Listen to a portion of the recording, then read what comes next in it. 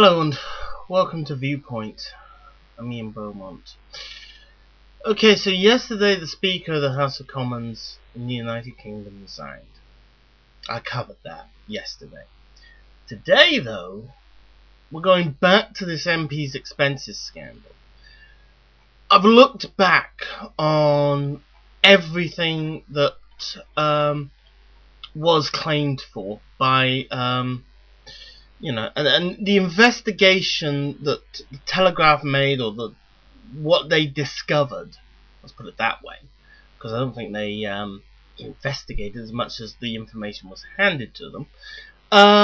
What information was turned up was very interesting. For example, Jerry Adams and 4 other Sinn Féin MPs claimed more than £500,000 over 5 years, even though they refused to attend Parliament.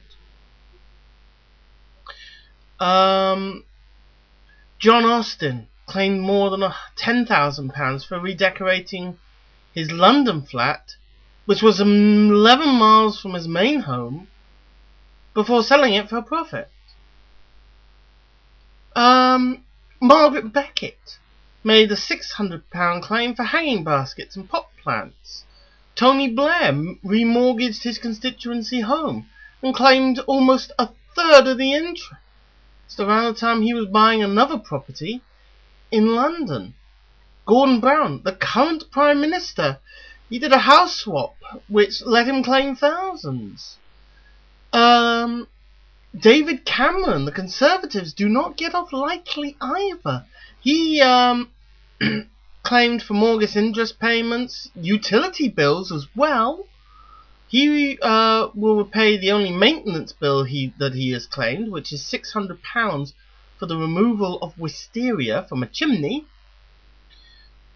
Nick Clegg claimed the maximum allowed under his parliamentary second home allowance. The Lib Dem leader doesn't get off. And the more you look through this, the more and more, the weirder it gets. I mean, Andrew George used parliamentary expenses for a London flat used by his student daughter.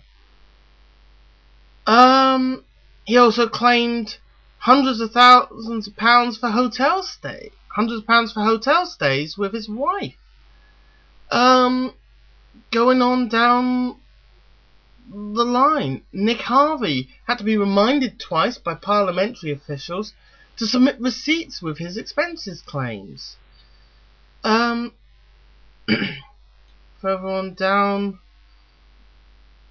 the list, Oliver Letwin repaired a pipe beneath his tennis court using taxpayers' money.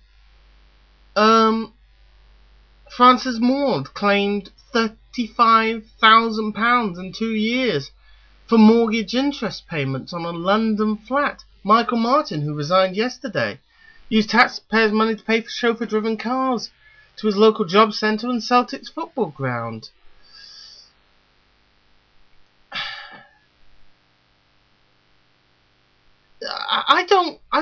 There's nowhere to stop. The list is long, very long, too long.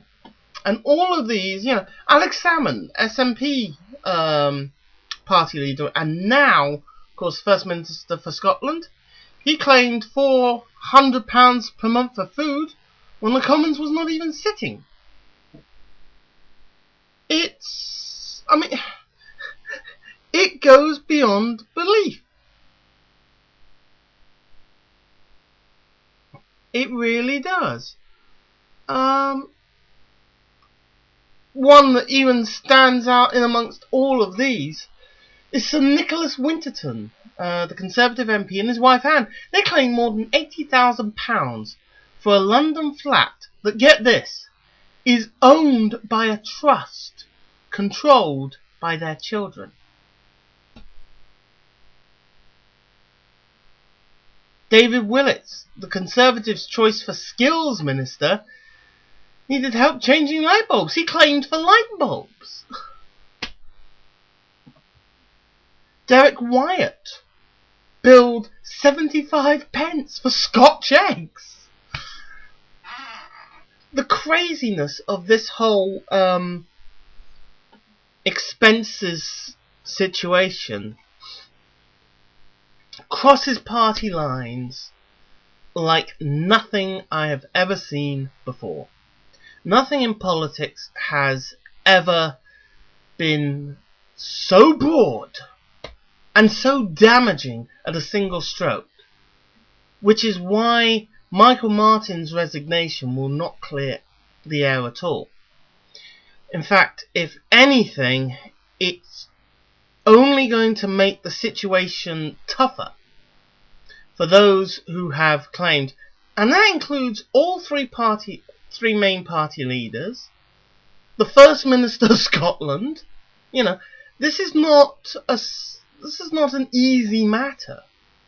This is a matter that goes well beyond anything we've seen, which is why there is so much interest in when the next election is going to be. David Cameron has famously gone on record and said, you know, put voters to the test.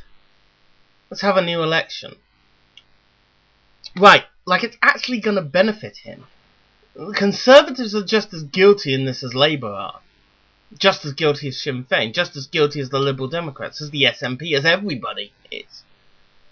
I don't think a new election to elect new MPs will help. But one has to happen. One has to happen by about this time next year. May next year. There has to be one. I'll use the term constitutionally enforced, even though Britain doesn't have a constitution. There is a provision for elections to be held every 4 to 5 years. It's something that I think is actually kind of unique to the UK, whereby there is this 1 year time span that allows you to actually hold an election. But the whole situation means that even if they were to hold an election now, just about every sitting MP would be in danger. This could lead to actually a new political force coming out of the woodwork. The independents. Now, for a long time, independents have been limited to council seats when they've tried to contest parliamentary elections. With rare exceptions, and usually there'll be issue-based exceptions, they've lost out by a heavy margin. Now with the political parties being so damaged by this whole situation, could an independent MP or a string of independent MPs, maybe about half a dozen or so, actually make it into Parliament? I wouldn't say it was likely, but I would say it's possible. So just about every sitting MP who knows that they're going to be standing again at the next election, I'd be worried if I were you, because the chances of your majority holding up look pretty slim. That's Viewpoint. I'm Beaumont. Thank you for watching. Bye for now.